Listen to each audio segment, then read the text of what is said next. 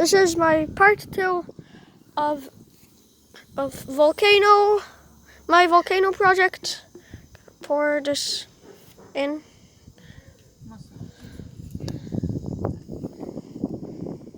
Hopefully this will look better.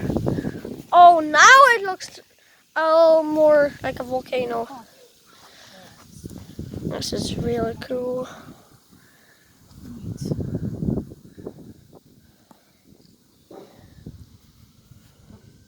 Troszeczkę poleciało? No to trochę.